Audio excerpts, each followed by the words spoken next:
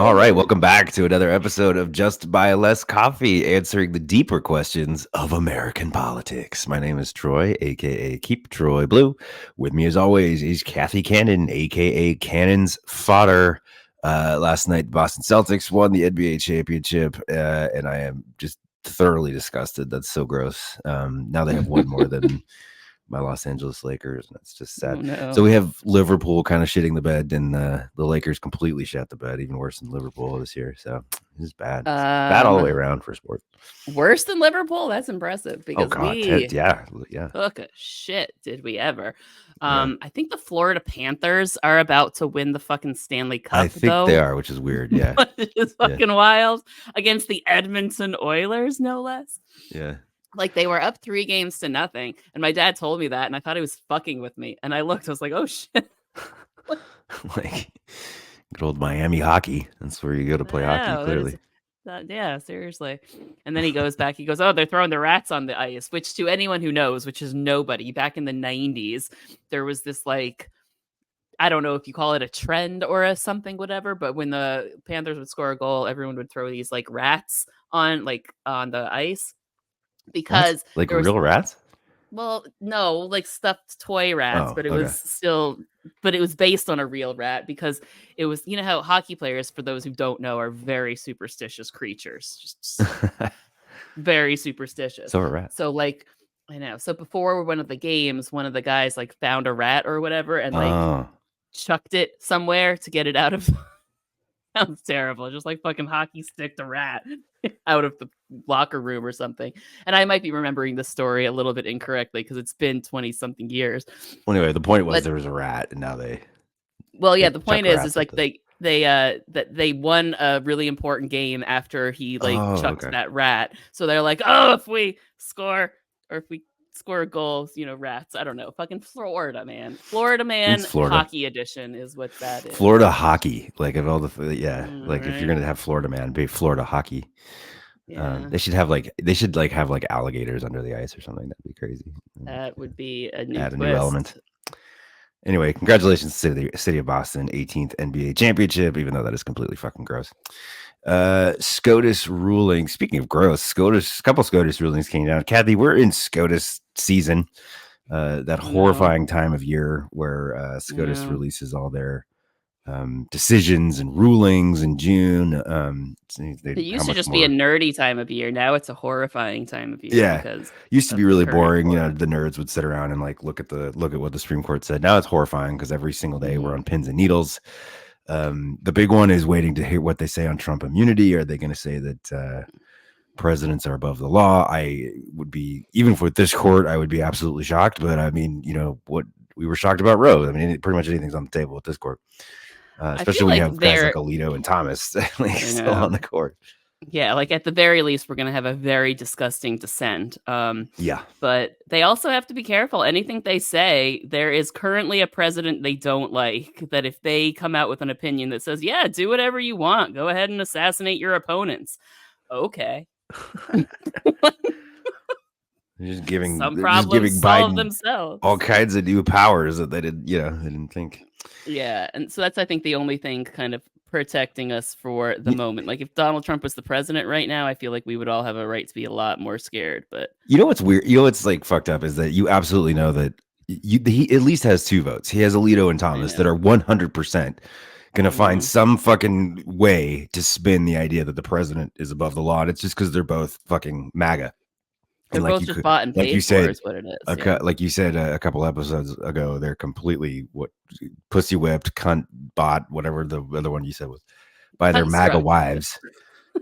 Construct by their MAGA wives. I actually got that from Game of Thrones because like there was a scene. So it's really like absolutely construct. It depends. Like, so you have Alito and Thomas that are just going to be like their whole mission in life is now to make Trump a dictator. So they're absolutely going to vote for it. Just depends on like what the rest of the court does. I don't see Coney Barrett and Roberts. Certainly not the 3 liberals. So at that point, all you need is Coney Barrett and Roberts to vote against it. John Roberts. That is the one for history that I'm going to want to see, because Alito and Thomas in the history books are very clearly just gross traitors to everything they stand for. But John Roberts as the feckless Chief Justice, woof, man, that man's legacy is in the toilet, and I don't think there's any salvaging it. Yeah, it's pretty bad. So we've got a couple of big rulings this week.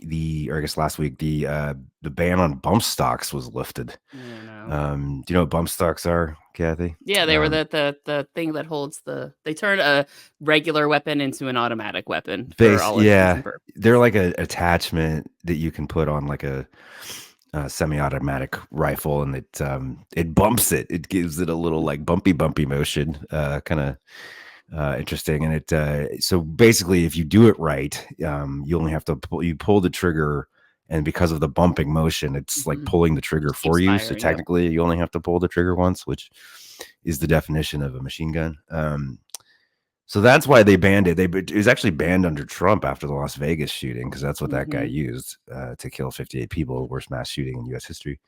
58 people in minutes, like in 4 minutes, I think it was, or something. Predictably, this court lifted that ban, arguing that the Congress, it was actually not even a constitutional ruling. It was like a statute ruling, like ruling that the Congress's definition of a machine gun in their ban on civilian use of assault rifle or civilian use of fully automatic guns didn't apply to bump stocks. So bump stocks are now legal again in the United States. God only knows how many. About this, like, what's that? What kills me about this is that, like, the Second Amendment, if you want to play Second Amendment, says you can't infringe on my rights to bear arms. A bump stock is not an arm. A bump stock is not a weapon. It's an accessory. There's no constitutional protection for, grips and accessories for weapons, right? So, like, whatever, it's fine. Like, if you want proof that the gun lobby has yielded far too much power over the court, the fact that they're claiming Second Amendment grounds for gun accessories now, pretty much. And the argument in favor of bump stocks is so lame. It's basically like a Americans with Disabilities thing. Like if you have arthritis in your hand, Kathy, the bump stock will help you fire your semi-automatic AR-15. That's really good, because my doctor told me I have like a nodule in my hand, like the beginning of some Dupuytren's contracture, which oddly enough is what Bob Dole had, and I feel like it's the universe. Like, this is what you get for making fun of Bob Dole in the 90s canon. Now I'm also going to have to walk around with a pen in my hand. Oh, it's fine. But is that why I have erectile dysfunction? No, I'm just kidding. So, like, now I can say, I'm like, oh, Nick, when I want to go mass kill people, I need a bump stock because I have a Bob Dole hand. I think it was Sotomayor, one of the liberals. I'm pretty sure it was either Kagan or Sotomayor. So that the lawyer made that argument that they were like, why do you even need a bump stock? And the guy was like, well, it helps people with arthritis and blah, blah, blah, blah. And Sotomayor was like, why does even a person with arthritis need to shoot hundreds of rounds a minute? It's like, I was going to say, that is where you reevaluate your life choices, right? Yeah. Speaking of Sotomayor, she read her dissent aloud. She wrote the main dissent to the 6-3. So 6-3, the liberals dissented. She wrote the dissent, read it aloud, which is pretty rare to actually read your argument aloud from the bench. She basically talked about now saying that rewriting the definition of a machine gun. She said, when I see a bird that walks like a duck, swims like a duck, and quacks like a duck, I call that bird a duck. A bump stock equipped semi-automatic rifle fires automatically more than one shot without manual reloading by a single function of the trigger. Because I, like Congress, call that a machine gun, I respectfully dissent. So pretty strong.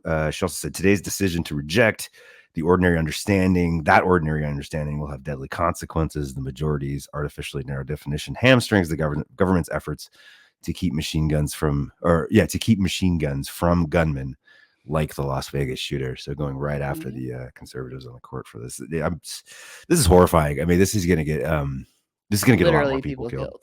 Yep, it'll be another Las Vegas shooting, and then they'll be like, "Oh, look, Biden has all these shootings happening." I'm like, or your court, like your beloved Supreme Court. Oh God, I hate it here. It's fine. Yeah, so pretty bad. Again, Las Vegas shooter used a bump stock It just allows you to kill more. These are just these are just designed to kill human beings. These are not designed to hunt. You don't need a bump stock to hunt. You don't need a bump And if stock you for do, you're a self-defense. shit hunter. Like if you need a bump stock to take out a deer, you're worse than Viserys, where they had to like tie the bull down for him to shoot and he still missed. Like, ugh. Oh, poor Viserys. Viserys the peaceful. Poor guy. I've been watching a lot of House of the Dragon, if you can't tell. We need to start binging that because I need to catch up. I want to watch like the last 3 before I start the new one and remember what happened. But yeah. Oh man, the new episode's so good. Oh really? You're in the new season? Yeah, it aired last night. Is it good?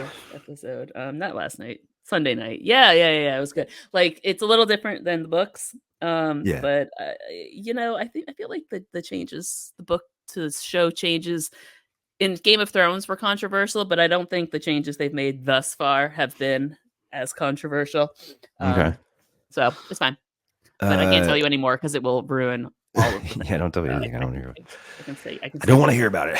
I just want to learn about the say Habsburgs and how ugly they were. Chin. It's the chin. The chins. Talking Habsburgs on the pre-show. There was really a depressing video. So there's after this ruling, father of one of the Parkland shooting victims was in Europe, and he said he's working on a campaign for European parents to take in American children. To apparently there's a program now for Europeans to take in American children to keep them safe from gun violence, which I think is absolutely really depressing, really heartbreaking. That's where we're at. I was gonna say it says a lot about us as a country, but woof. The other big one, the other big SCOTUS ruling recent was the abortion pill ruling. They ruled unanimously that the abortion pill will stay on the market, will not be banned. Ruling on standing, basically ruling unanimously that the Alliance for Hippocratic Medicine, which is this anti-abortion doctor group, did not have standing to sue the FDA over access to mifepristone.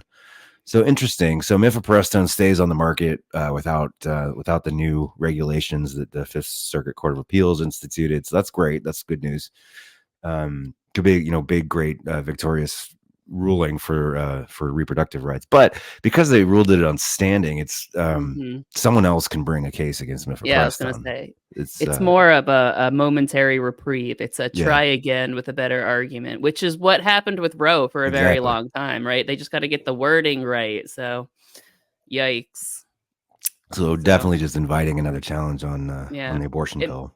It makes this election a little bit more important. Again, not that it could possibly be more important, but one more thing to pay attention to. So yeah, keep an eye on that. Keep an eye on the contraception stuff, and the IVF stuff. They're just really like gunning for IVF now too. Oh my god. Okay, on that note, like completely random, but I was watching TV earlier, and there was a commercial with Rick Scott of all fucking people with his grandkids. He's like, I am a father and a grandfather. Like trying to make himself look like a human. He is not. Like his grandkids throwing him in the pool, finger quote, but he very clearly jumped in the pool in all his clothes and everything. It's fucking ridiculous. But he was like, we need to protect IVF. My daughter's having IVF treatments right now. And I'm like, motherfucker, you're part of the reason that we even have to have this conversation. I hate Rick Scott so much. I'm sorry. Then there's the Katie Britt, Ted Cruz, like IVF tour that they're going on right now. Like Katie Britt tried to salvage her image just as an actual human being and not a, just something out of Handmaid's Tale. But their bill wouldn't protect IVF at all. It's actually just sort of grandstanding. And she's completely out of the VP running now, I believe, correct? Probably. Who knows? Now they're saying he'll probably just choose a dude. Like actually Tim Scott is like considered a favorite now because he just can't make up his mind on a lady. So I know. It's just really I saw the New York Times characterize it as he's not picking a running mate, he's picking a co-star, and I figured that takes Tim Scott out of it. Yeah. Who wants to watch a show with Tim Scott? Tim Scott is so dumb. So bad. Boring. Yeah, I know. It's also probably Elise Stefanik is also probably still in there. I still think, like, I know this sounds really terrible, but I don't think he'll pick her just because she's not pretty enough for him. Well, that's what they were saying Yeah. is that he would choose Katie Britt or Christy Noem because they're prettier than Elise I don't Stefanik. know that I would call Christy Noem pretty. I mean, maybe before she Well, stretched her maybe face into before her like plastic. 25. Yeah. She actually was before her like facial reconstruction. So was what's her face? Don Jr.'s. It's like woof. Yeah. Yeah, Like I Kimberly saw Guilfoyle. Yeah, she was married to Gavin. She actually was a she was very a beautiful woman. completely different person. Like Yeah, what? weird. It was weird. But I Yeah. saw like it was a funny meme. It was like, "This is what MAGA does to you." Like, woof, not good for you. Not good for the soul. So yeah, Trump immunity case coming up 80 days. Should get a ruling on that. Speaking of Trump, Trump went to a quote unquote black church in Detroit. I guess normally it is a black church, but there were nothing but white people in the audience for this one. Video coming out of this one, I'm going to play. For audio, you can just hear them chanting, but it is a whole lot of white people in this supposed black church chanting for Trump. There's very clearly a staged MAGA event. There were black people there. Only one, according to reports, only one of the black person in the crowd was from Detroit. None of them were congregants at the church. Most of the black people in the crowd were part of his normal like Blacks for Trump entourage. Which is hilarious. Like the woman who was in the Chick-fil-A, Michaela, I think it's Michaela Montgomery is her name. Who works for the RNC. She's like a MAGA operative. Now she works for Charlie Kirk.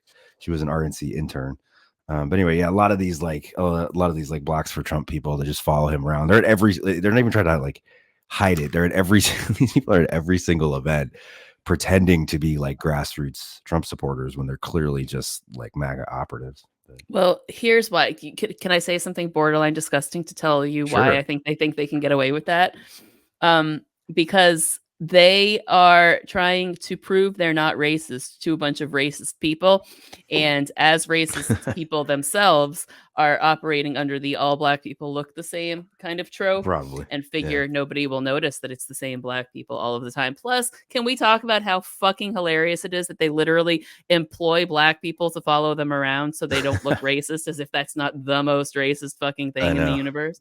Yeah. I'm sorry. I just can't with these people. But so the black pastor, this guy Sewell, who by the way has a shady record of cult stuff, did invite Trump to speak at this church. It is a black church, but there were no fucking black people in the congregation. It was all like MAGA Trump people that were shipped in. This is what he does at every single event. They control the crowd 100%. Nothing is spontaneous. Nothing is grassroots. It's all scripted. It's all fake. But how they thought they could get away with, Trump speaking at a black church with a crowd full of white people is pretty astounding to me. Because, like I said, they didn't think anybody would pay attention to it. These are his supporters are people that say, "Oh, look, Donald Trump said this." Like they unabashedly have white people wearing Blacks for Trump t-shirts in the crowd.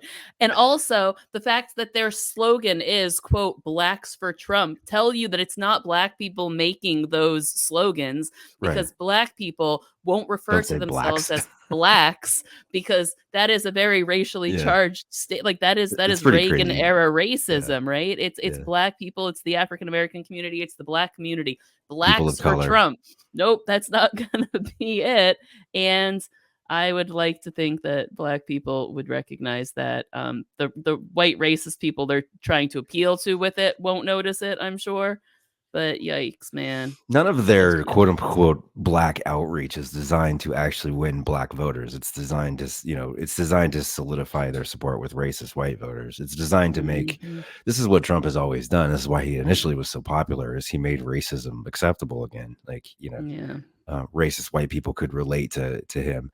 And he put a nice bow on it with this kind of supposed black outreach, and their messaging is that, black, there's more and more black conservatives, and which is just, it's black people are just voters. They don't vote as a black person. They're just voters. They're concerned about the economy like everybody else. They have the exact same, they're concerned about the exact same things that everybody else is concerned about. It's not different just because they're black. So it's just, I don't know, it's really racist. Troy, you're ruining their entire worldview, right? All black people are supposed to be the same. Like there's black people are supposed to be this like, and Latinos too, like supposed to be this like monolithic block that all vote the same way because they're black. It's like, no, dude, they're like Biden's support with black people is down because it's down with everybody. It's down with every group. It's not just because they're black. But yeah, anyway, because the incumbent support always drops right before the election. That's what happens every single time. I know. Speaking of racism, so he immediately goes from that fake event at a black church in Detroit. He immediately goes to a Turning Point USA event, which again, Turning Point USA is Charlie Kirk's organization. Ostensibly, the mission of the organization is to turn millennials and Gen Z into Republicans, to turn out the young vote for Republicans. But essentially, Turning Point USA has just become kind of a racist, extreme right sort of fascist youth organization trying to it's the Hitler Youth American edition, trying to compete with like Nick Fuentes' group, which is like the actual I guess they're the actual Hitler Youth, the actual like white supremacists, but TPUSA is like competing for membership because TPUSA is seen as like the rhino group among the like fascists, like TPUSA or the rhinos. Can I just tell you how much I love the fact that it's TPUSA, like their toilet paper? Accurate. There was a period where Charlie Kirk, dare I say, like had some level of respectability, but like in the past couple of years, he's just become a racist. I mean, it's just. I was going to say, I don't know that I would agree with that assessment. He's focused all his he used to be just like hyper patriotic and like, I mean, he was always a nut job, but he used to just sort of be like, the USA is the best country, rah, rah, rah. Now he's focusing all his energy on like trying to like like his whole mission is to like destroy the legacy of Martin Luther King Jr. Like again, like just blatant racism wrapped up in some sort of weird outreach to the black community. Like Martin Luther King didn't do anything for the black community or something. I don't know. It's just so bizarre. They're so bizarre. He did nothing at all. That's and right. I think nothing but white people at these events too. I know. I think a good way to characterize Charlie Kirk for like the lay American listening is that he used to be George W. Bush era gross conservative, but now he's Trump era gross conservative. And the leap between those two has been interesting for those of us in the know to have watched, because remember when we didn't think it could get worse, Troy? I used to think that Dick Cheney was the most evil person that's ever lived, and now I know. Now he's not even in the top 10. I remember thinking 2 wars, a recession, and torture camps was bottoming out. Right? I underestimated the depravity of the Republican Party. Well, anyway, so he goes immediately from this hoax black church event, this scam event. He goes immediately to this TPUSA event. And before he gets there, they unveil. I'm gonna play this video again. It's not gonna do anything for the listeners. But what happens? I'm just gonna play a couple seconds. What happens is these guys that could not look more like Hitler Youth walk out on stage and unveil a pink flag that says "White Boy Summer." Yikes! Play a little bit of it. These are the Maga celebrities. Oh my God! They're all like the sunglasses for me. Sunglasses and suit, like could not look more like a douchebag. These guys are the reason why my daughter's like me. Oh boy! Unveils the flag that says "White Boy Summer," pink flag. And then this other guy walks out and he's throwing pink hats that say "White Boy Summer." They know what that means, right? Like, so again, "White Boy Summer" is a slogan used by Nick Fuentes and the white supremacists. So they're like just trying to compete for the white supremacist vote. But yeah, it's like just really bad, like really like scary shit, and the crowd just going nuts, and like it's really bad. Really I would be willing to concede that a lot of people in that crowd aren't fully aware of what that means, and they think it's just like a play on like Hot Girl Summer. It is not. I mean, I guess maybe in its inception, it was a racist way of. It was a racist response to white girl or a hot girl summer or whatever. Yeah. But it is like middle-aged women in that crowd don't know where that. But the fact that they can't recognize it Whoa. Yeah, you have like middle-aged women cheering for they're trying to get their hands on like a white boy summer. White boy summer. Like hat. that is a woman not pleased in her marriage right there. If you're cheering for 20-something-year-olds with white boys, yeah, like that woman needs an orgasm. These are like the women that have those shirts that say like Trump can grab my pussy, or like fuck Or like me those great, shorts. Yeah, fuck me that's great the for one. America or something like that. I don't know. So it's weird. Yeah, I saw that. I was like, this is the classy Christian crowd with their fuck me great again shorts. Yeah. Like they managed to Party of take family values right there. I know they managed to take like the shorts that say juicy on the ass and make them somehow more Yeah. Make suggestive. them Like, make those look classy compared to like, yeah, exactly. Like from The Good Place, right? Like Tahani's shorts say "Skank Army" on the back. Like that's essentially that's where I we're absolutely at. love that when you talk about The Good Place. I know what you're talking about now. 'Cause I know. See, now you understand why the I first year needed of this show, to see you that would show. just quote, you would just like quote The Good Place constantly, and I had no idea what you were talking about. But you get it now, how like the bad place architects are the Republicans and the Yeah. good place architects are the Democrats because nobody gets anything done, but for completely different fucking reasons. Sean is definitely like a Charlie Kirk type figure. I fucking love Sean.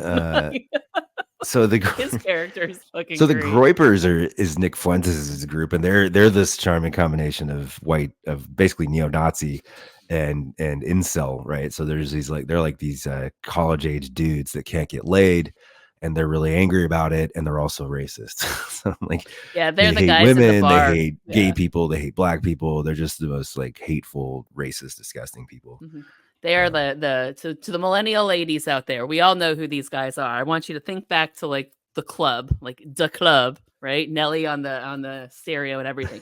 These are the guys, yeah, that would try to buy you a drink and you would say no and they'd call you a whore. That's who they are, right? Because you wouldn't sleep with them, that makes you a slut. In their mind, somehow. They believe that they're being like if they approach you in a bar and they are nice to you, that you are then required to have sex. And if not, then you're a slut. So if you do not willy-nilly fuck these guys, they will tell you that you're a whore that fucks everyone but them. And you know what? I would respond to that like, yes, I would fuck everyone on the planet before I would fuck you. I'm fine with you. Literally everyone on earth. That's how gross you are. Like these guys are so gross. They're like suits and like, ugh. They're so like just fascist ick. Yeah. Fascist ick. I was gonna say my grandmother did not survive the Blitz just for me to fuck a fascist. Okay. Not happening. Oh boy. Yeah, they're really angry about it too, Cathy. Sorry. So Trump once again, I have to repeat again. So Trump goes from this scam event at a black church to this anti-Martin Luther King Jr. organization where they're flying neo-Nazi flags, etc., flags with neo-Nazi sayings on them.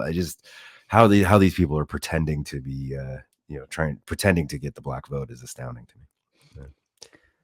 And they'll be shocked when they get 3% of it again. So one last thing, and then we're going to get into Cathy's deep dive. We're going to do an economics lesson with Cathy. We're going to talk about Trump's plan to eliminate income tax and replace it with import tariffs, and why that's an absolutely fucking brilliant idea. I want to do a little Russian news. So Putin's getting absolutely destroyed by sanctions, everything that's going on, all these Biden strategic moves. Biden and Vladimir Zelensky signing a 10-year security partnership.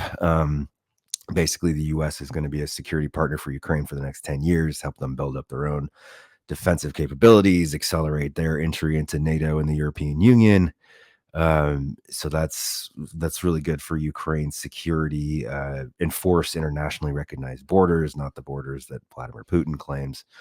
Also 300 individuals and entities were sanctioned that are in some way or another helping the Russian war effort in Ukraine. When the sanctions were announced, the Russian ruble collapsed. You had the Russian stock market, MOEX, in response. They suspended currency trading of dollars and euros in response to the U.S. sanction. And then you had fucking runs on money exchangers, because apparently most Russians have their savings in dollars because the ruble is so volatile. Again, getting into economics here. But social A media lot of caught people. lines of people lining up at money exchanges to buy dollars, so that they could have secure cash on hand in case the ruble collapsed. So that's just very interesting.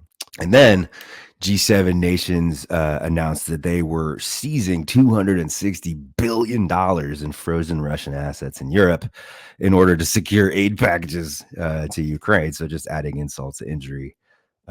So that's going to be another $50 billion commitment from the U.S. for Ukraine military, economic, humanitarian, and reconstruction needs. Paid out of this 260 billion of frozen Russian assets. So we're finding ways to give money to Ukraine that isn't coming out of the U.S. Treasury. So so it's just Putin's getting absolutely clobbered. Sanctions, rubles collapsing, and it's not looking good. It's not looking So good. he's headed to North Korea to look for friends. Yeah, interesting timing on that. Like he wants to be seen with the pariah king, even more pariah kingdom. Yeah, he's just something. He's special. He's special, that one. So interesting developments going on in that war. So so let's get into some deep dive stuff on Trump's plan here, Cathy. So Trump announced a plan to basically do away with the federal income tax and fund the federal government instead on tariffs on imports. Let's explain what tariffs are, how they work, and what this specific plan would mean for the U.S. economy. I mean, this is just an absolutely horrendous plan. But I want to let you get into your lesson here. Oh boy, is this going to be fun? Yes. So to put it simply, is this a good idea? No. It is definitely not. And just looking at some of the headlines from some certain papers, like New York Magazine, the headline kind of introducing this: Trump's tariff plan is a scheme to shift tax burden to non-rich, which is an interesting way of putting the non-rich, whatever, fine. Bloomberg: Donald Trump's threatened tariffs could stoke inflation. Okay. And Business Insider, which is a pretty, middle of the road little thing. The U.S. to face stagflation and trade wars due to Trump's tariff plan. So, do those sound good? No, they do not. They are bad. So to put simply, what tariffs are for those who don't know, and I feel like there's far too many people who don't know based on everything I've experienced on TikTok. But tariffs are essentially taxes imposed on either imported or exported goods, usually on imported goods, and they're usually done for a couple of reasons. Most common modern tariffs are usually for product standards, which I'll get to in a second. But traditionally, they've been used to raise revenue for a country, which is what Donald Trump's plan is. He's like, "I'll cut all your taxes and just raise tariffs, and that should cover it." It would require an 85% tariff on average on all imported goods. And if that sounds bad, yeah, that's bad. That's double the price of everything. But in some cases, not just double the price of everything, because you have to double the price of everything that is used in the production of everything. And that will, extrapolate. So bad idea there. Another reason they're done is to protect domestic industries. So and you see this, there are currently tariffs on, I want to say, Japanese car. No, it's probably not Japanese cars. Cars somewhere in Asia. I had it in my brain yesterday, I promise. But specifically on electric vehicles, not just cars in general. But that is done to protect the American investment in expanding electric vehicles and expanding those markets, right?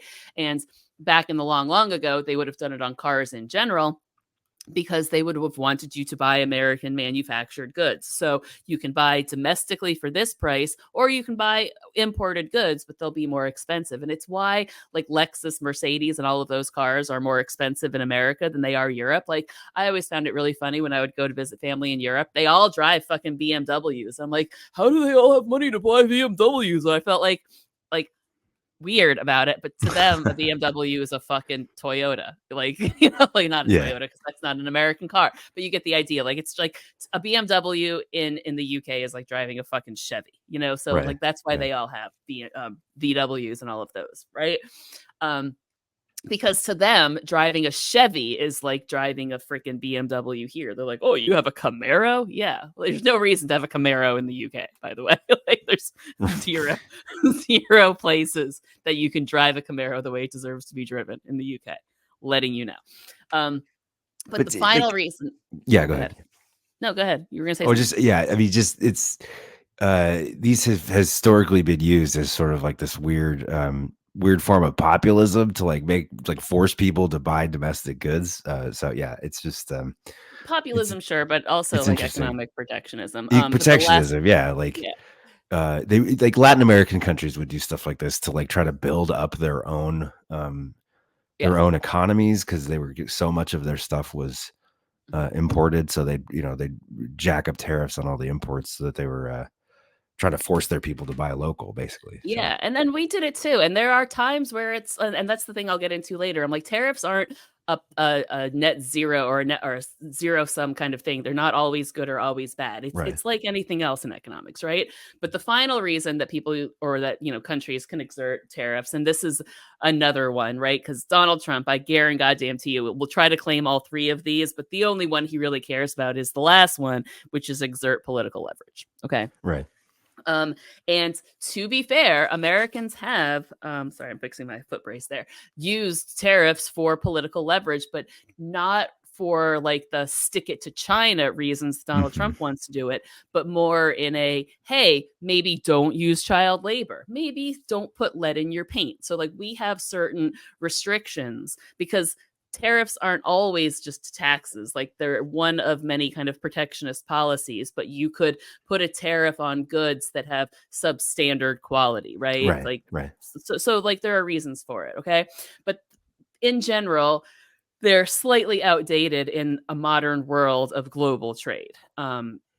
So the ones that still exist for those reasons, like because we don't specific reasons. Very specific reasons, like we're going to impose the tariff on electric cars to protect our own electric vehicles, but we'll still import your regular vehicles, right? Like we're going to pay it or direct subsidies to our farmers and impose tariffs on those particular farm goods from other countries. Like we want you buying American soybeans, not Chinese soybeans, that kind of thing. But they're not broad strokes tariff on all Chinese goods, which is what Donald Trump is talking about. A 10% tariff on everything from China. That's stupid. For reasons we'll get to in a hot second, right? Free trade is definitely, the standard these days in terms of like trade between nations. It's tariffs would have to be like on a very specific thing, not and broad swath. Right, and broad stroke tariffs aren't usually good. So do they work at all? Like I always joke with my kids that economics is one of the few classes where the correct answer can be it depends. And the correct answer is it depends a lot more often than most people are comfortable with. And it's probably why people hate economics so much because, in math, it's the answer's 12 or the answer's 12, right? But in economics, it's like, well, it could be 12, but it could also be 14. Because it's so subjective too. It's just like basically economics is a subjective field, man. Like you can make an argument for a lot of different things to some extent, but there's also it's just that there are a lot of mitigating factors. Economics is just complicated and involves so many different like facets of life that it's impossible to control for every variable. Therefore, you can't fully predict how things will go. You can follow trends, you can follow patterns and things like that, but it depends on a lot of things, right? There's a phrase when I teach economics, it's the only way to teach it. It's ceteris paribus. It's Latin for all else equal. So it's like control every variable except the one we're talking about. And that's how you can learn how concepts are supposed to work. Does it work in reality? Not really. That's why economics gets harder the more classes you take. Like in my class, ceteris paribus, it's a go-to.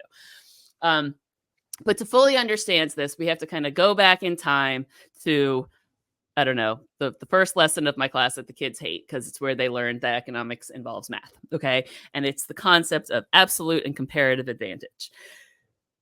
And this is why I think a lot of people just like knee-jerk reaction when they hear Trump's plan. They're like, oh, yeah, that's great. We don't have to import things from China. We're better than all those countries. We can just make it all here. Right. And that is a world of people who understand economics through the lens of absolute advantage and only absolute advantage, which is to how I explain it to the kids. It's I'm better than you, name nana boo boo, right? Absolute advantage just means which economy is better capable at producing this. So your economy and my economy, we both make cakes, right? If I can make 20 cakes and you can make 30 cakes, you have an absolute advantage in cake production. You make more cakes, you're better than me at cakes. Yay, you have the absolute advantage. Make sense? You with me? Did I lose you? I lost Troy. No, I'm here. Sorry. Okay. I was like, just like the kids, dead silence. Like, you guys understand? Crickets. That is accurate. That's not usually what you get in your class. No, it's exactly what I get in class. Yeah. Get it? Get it? Blank stares, obviously. Okay. But the other concept, and this, so absolute advantage comes from Adam Smith, like, Britain is the best. We should make all the things. Of course it was. Buy American. Yeah. But then we have the idea of comparative advantage, which actually comes from David Ricardo, which is like, okay, so maybe we're better at making everything, but we can't practically make everything because there are things called opportunity costs, right? So in order for you to, say, add brownies to your repertoire of economic production, you would have to sacrifice some of your goods in cake making, right? So how many cakes would you give up to produce brownies versus how many cakes would I produce to make brownies, right? So you see it gets a little bit more complicated. This is where there's math, and it goes into inputs and outputs, and this is where I lose the kids. But the example I will give to you is is to put it simply, to make it make sense to them. And I can't use Gilligan's Island with them because they don't really know what it is anymore. But our listeners hopefully know what Gilligan's Island is. So I usually teach this as like their favorite teacher versus their least favorite teacher. I think we were the last age group that knew what Gilligan's Island was for some reason. Maybe. Did they play it on Nick at Night or something? They might. I don't know. But they all watch the Golden Girls now. So maybe the Gilligan's Island will have its comeback. Who knows? But the idea is, and this example comes from a book that I read back in college. It's called From Here to Economy by Todd Buchholz. And he explains comparative advantage by using Gilligan's Island as an example. Essentially, Gilligan and the skipper. And we're all with me right now. Gilligan, not the best at doing things. He's a little bit haphazardly. So I always use myself as the example. I'm Gilligan, right? Do I mean well? Yes. Do I fall down a lot? Also, yes. Right? Compared to Skipper, always screwing things up. Yeah, endlessly frustrated with Gilligan, but more capable of doing things, right? So the example in the book is to live on an island, you need huts and you need fish dinners, right? And he kind of goes into like Skipper could do this in this amount of time, Gilligan could do this in this amount of time, so on and so forth, right? So who's better at making huts? Well, the Skipper's better at making huts, right? So he should make huts. Who's better at fishing? Well, Skipper's better at fishing, so he should make fish, right? And if he splits his resources, he can do this. But they kind of go into it to explain how Gilligan might be less good at everything, but he's comparatively less good at hut making than fishing. He he's a little bit less of a disaster in fishland, so you might as well have him fish. And if he uses all of his time to fish and Skipper uses all of his time to make huts, in the end, you get both more huts and more fish, right? So instead of just having them both split their resource, and that's comparative advantage. So who has the lower opportunity costs?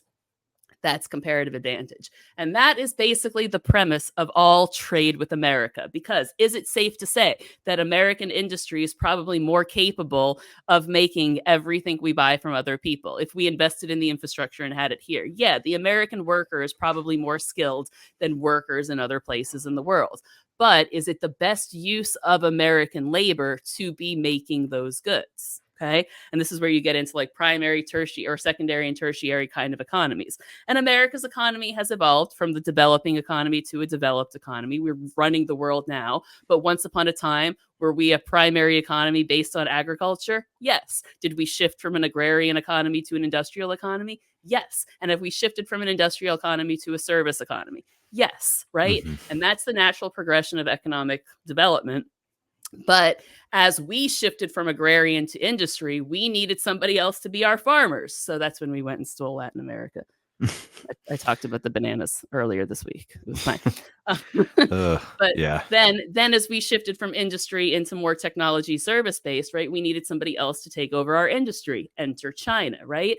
And China is kind of doing the same thing. Yeah, Asia in general, right?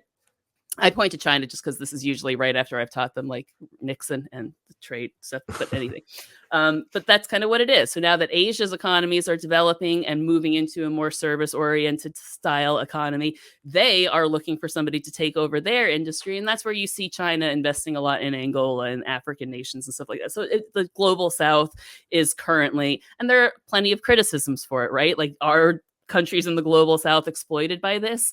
Yes. Were we once exploited by the British Empire? I think we're all safe saying yes. Everybody was at some point exploited. Capitalism is exploitative. I mean, there's just no, you're not gonna. It can be, but it also doesn't have to be, which is what kind of is important. And you'll notice as we kind of go through this, right? So that's the idea of how, trade networks work. Like, who gives up less? Like, is an American employee, an American worker, better suited at working in a chip factory doing repetitive, like, assembly line work? Or would they be better suited, researching cancer? One of those two things is a better use of the American worker is kind of the point, right? We are developing our Biden has basically created a domestic chip market, though. Right. But it's designed to basically like counter, Chinese absolute monopoly on microprocessor technology. Exactly, and that's kind of what it is, and that's where I can talk about like how there are good uses of these, right? But the bad uses, let's go back in time to Ferris Bueller or the 1930s, either one, and we'll talk Smoot-Hawley.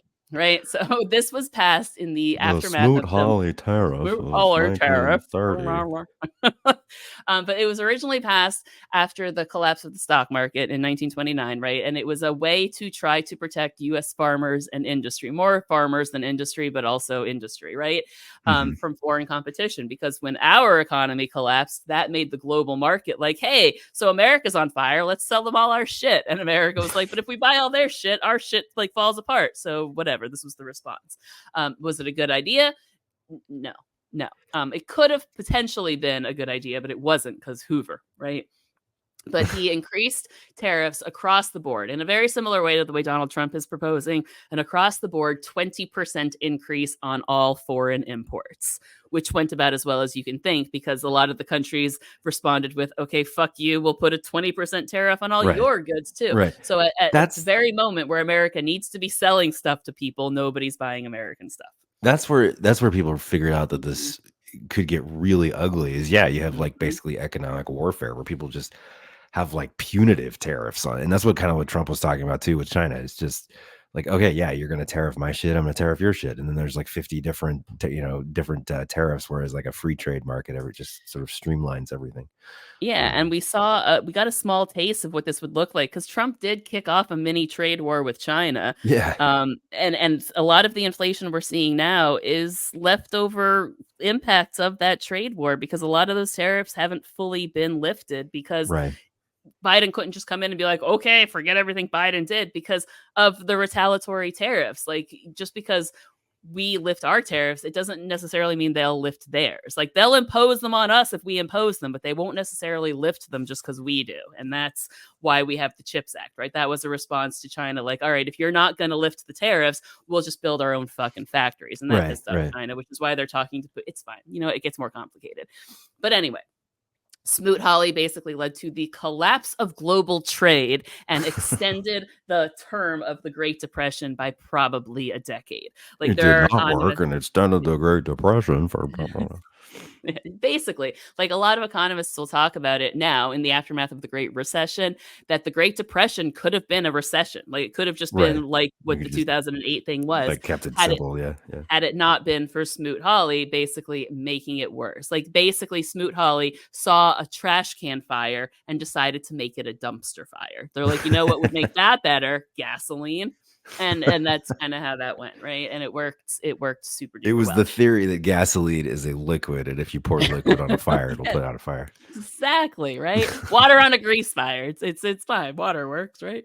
But it was so bad that like so many people were like going to Hoover, like, bro, don't do this. This will be bad. And Herbert Hoover, in all of his Hoover glory, was just like, you know what? I think more Hoover towns are what we need. And he liked the fact that the squalor was named after him. The Hoovervilles, little Hoover towns. Did he really? Did he? No. I'm being an asshole. I was like, wow, the ego on that guy. I was like, I don't think anybody would be proud that like vagrant encampments were named. They for named them. their shanty after me. That's so complimentary. Shanty towns named for Herbert Hoover. But the Hoovervilles, is that what it's called? Hoover towns? Yeah, Hoovervilles. Yeah, Hoovervilles. But anyway, so in large part, the Smoot-Hawley was a big reason that Herbert Hoover lost his election in 1932. FDR comes in, and by 34 has passed the Reciprocal Trade Agreement of 1934 to try and pull down some of those tariffs, and also redefined protectionism for the country. So, protectionism. Are we ready? How it works? Yeah, how it works now is like you're going to hear Donald Trump and his allies talking about how these tariffs are going to help the American consumer from paying high price on foreign goods. They're going to talk about freaking BMWs and things like that, and French cheeses costing a lot of money, and be like, see, you should buy American cheese for $1. Like, that's not really how it's going to work. And the other angle they're going to take is that this is going to relieve Americans of their tax burden, because tariffs will completely replace income taxes. And both of those are completely wrong for very, very large reasons.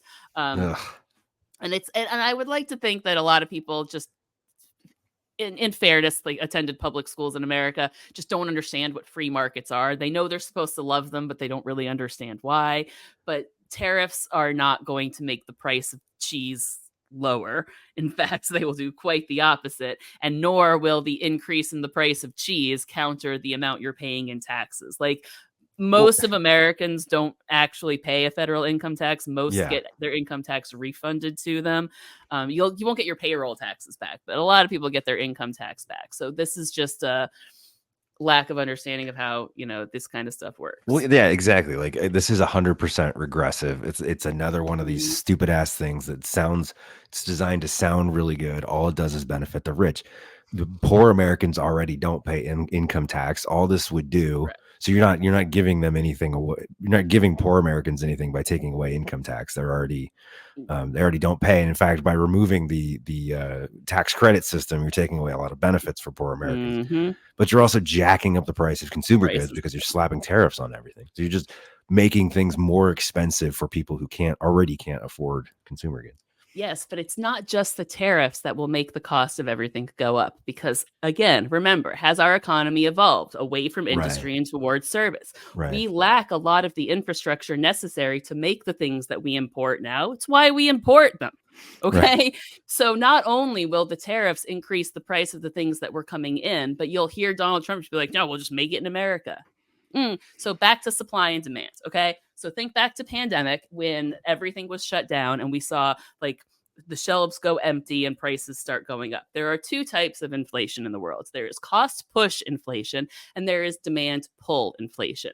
And somehow, magically, Donald Trump would create both of these things simultaneously with this tariff plan, because cost push inflation tends to come when the price of productive, like the means of production, increase. So high oil prices tends to make the price of all things go up, because every industry relies on energy. Energy is fueled by the oil market, so oil will increase the price of everything. That's cost push inflation. Mm-hmm. You'll also hear people argue that raising wages will lead to prices going up, because labor is a cost of doing business, and if labor costs increase, then so too will everything else. That's a little less relevant in the age of record corporate profits. P.S. just disclaimer, like, can it be true when an economy is working normally? Yes. Is our economy working normally? No. So caveat to that. But then the other one is demand pull inflation. And this is where aggregate demand exceeds aggregate supply, which basically means people want to buy more shit than there is shit to buy. That's literally how I explain it in my class, by the way. People want more shit than there is shit to buy. And the reason that would happen here, so cost push inflation will happen because if there is a tariff added to everything we use, until the American economy can invest in the infrastructure to make up for all of these things, we will have to import those things, and all of those things will be more expensive, therefore cost push inflation, right? But because they'll be more expensive to import, we'll be able to import less of it, which means our supply of goods and services will decline, therefore demand will exceed supply, demand pull. So you'll have two forms of inflation driving prices at the same time. while also getting involved in trade wars with other countries and alienating the world from working with you. So all around, fantastic idea, right? Yeah. So, and the effect, the negative effect that would have. And for the people who cannot stop bitching about like the price of groceries under Joe Biden, and that's somehow Joe Biden's fault, then for them to be backing this tariff idea, I think is it's bananas, right? So, and you can see like on the surface how it's like, oh, well, we want to protect the American worker. We want to protect the this, but we are literally back in the Herbert Hoover versus FDR arguments where Donald Trump wants to be all Herbert Hoovery with another Smoot-Hawley era tariff plan to save the country. Whereas Joe Biden is a little bit FDR-ish. Like, why don't we use different types of protectionism? So let's talk about some different types of protectionism that exists, right? So sometimes you can impose tariffs on countries, like I mentioned earlier, for product standards. So like we won't import certain goods at all. Like we put quotas or limits or like outright, like you're not allowed to buy this stuff for countries that like exploit child labor. Or you might remember a few years ago, like there was we stopped importing toys or something from China because there was like lead paint in some of the toys they were producing, right? So we just limited the number of things we were going there until we could go in and make sure that they were meeting like standards. To my example of French cheese earlier, the reason French cheese is more expensive is because they use a different pasteurization process than we do, blah, blah, blah, all of these different things, right? And different intellectual property things. So you can put tariffs in place in those ways to protect American businesses because it's very simple. Like, hey, we don't exploit children, buy our t-shirts, right? Like it's fine, right? But the most popular form and the most effective form of protectionist policies is very FDR-y, and that is government subsidies. Okay. And these exist both directly and indirectly. And they are the things that when the government or when Republicans are always bitching about handouts to Americans and things like that, like this is usually what they're pointing to, even though they benefit from them probably more than anything. A gigantically relevant example of direct subsidies that we can point to was the PPP loan program during the pandemic, right? They were direct subsidies paid to, or actually those were indirect subsidies because they were forgivable loans, low interest loans, tax incentives, all of these things, right? But then there are the direct subsidies that we saw largely during the Great Depression again, where the government, you remember the alphabet soup agencies that FDR came up with? Well, one is, if you remember, in the middle of the Great Depression, there was also the Dust Bowl. And it was in large part because farmers were over farming their land and it created an environmental disaster. Almost like once upon a time, we believed that man could impact the environment in negative ways and that there were things that could be done to mitigate those things. But whatever, that's a conversation for another day. But the government basically came in and they still do this to this day for American farmers. And American farmers were really pissed at Donald Trump for a while because he cut some of the subsidies to them because the American government pays farmers not to grow crops. They pay American farmers not to milk certain cows, and they do this to control the supply on the market, therefore to stabilize the prices, but also to ensure like the health of the land. So like there are, to qualify for the subsidies, you have to like show a plan where you rotate your crops. So you don't put soybeans on the same land every year. Like you rotate soybeans with wheat and with grass. So it's like every other year it has to be a completely barren field, right? Or and if like that's all you do, like every third year they pay you to do nothing. To not grow anything. Right, exactly. And that was like a lot of money goes into that. And everyone's like, well, why don't we just stop doing that? Because the Dust Bowl, okay? Like, guess why? Because government cheese. Because once upon a time, we didn't have subsidies for the dairy farm industry, and we flooded the market with milk and cheese, and we couldn't afford it, so the government had to buy tons and tons of cheese. And there are literally caves filled with government cheese to this day, because instead of paying farmers not to make cheese, we bought caves full of cheese. Oh, boy. I want to take a tour of the government cheese cave. Oh my God, the government cheese caves. Like I love when I tell the kids about the cheese caves. They think I'm just being silly because I say silly things all the time. No, like, literally cheese caves. Buckle up, kids. And I pull up the video. Just the cheese. Oh my God. Oh, government cheese. Government cheese. But yes, so if Donald Trump wants to make a case about how the economy needs some protection and the American industry needs some protectionist policies, I'm fine having that conversation. And we can compare his 85% tariff on all imported goods to Joe Biden paying you to not farm. I don't know about you, but if I was a farmer and I had a choice between everything I buy increasing in price 80% or getting paid to play The Sims for a year, I know how I would vote. All I'm saying. But that is a quick rundown in canon economics. And then compare, like, so Joe Biden's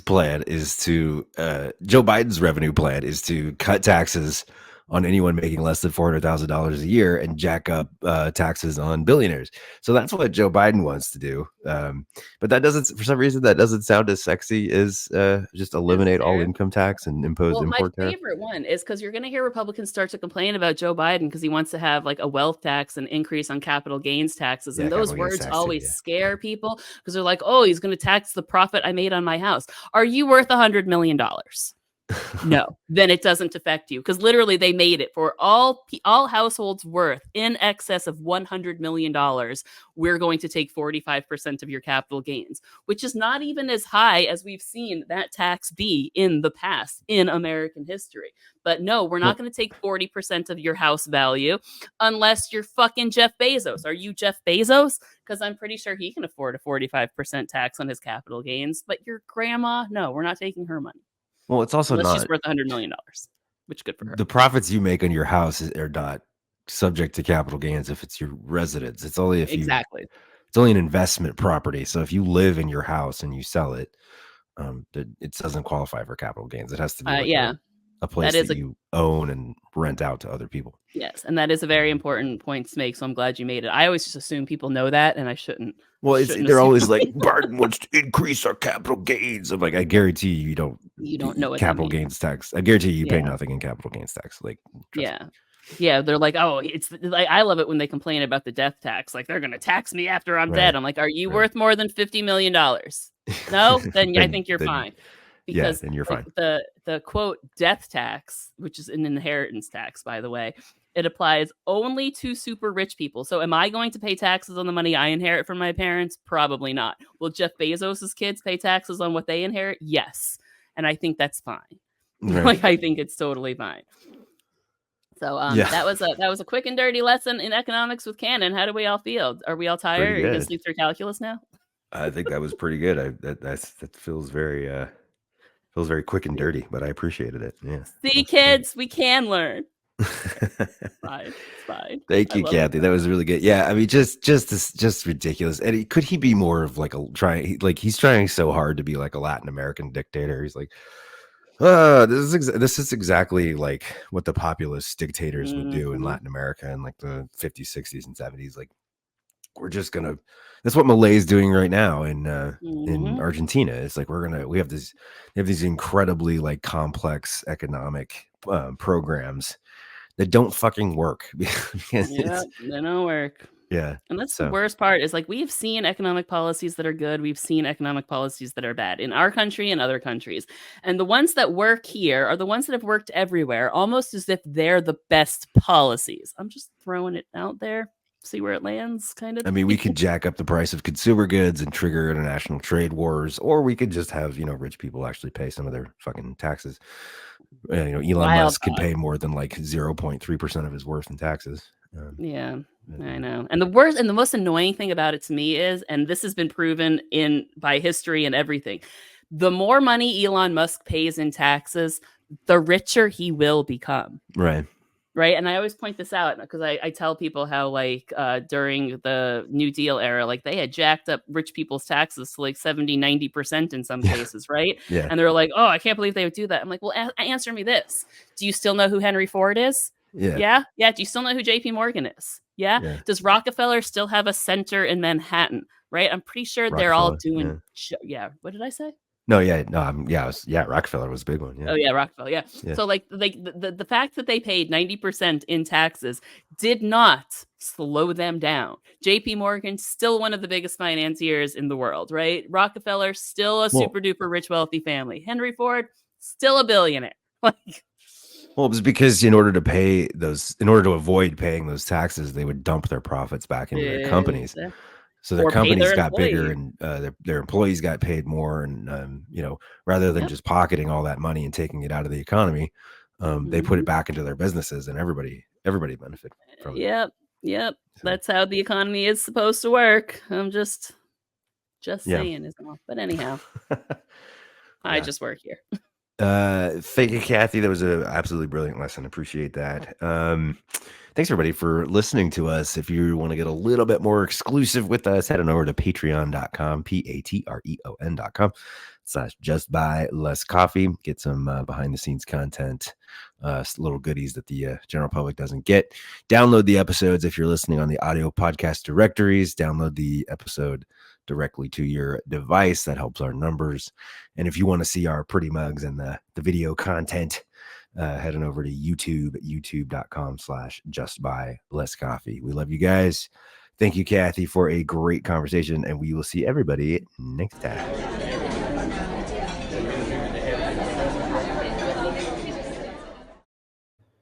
You've been listening to Just Buy Less Coffee, answering the deeper questions of American politics, featuring Troy Matthews at Keep Troy Blue and Cathy Cannon at Cannon's Fodder. Follow us on TikTok, Instagram, Threads, and X. All opinions are our own.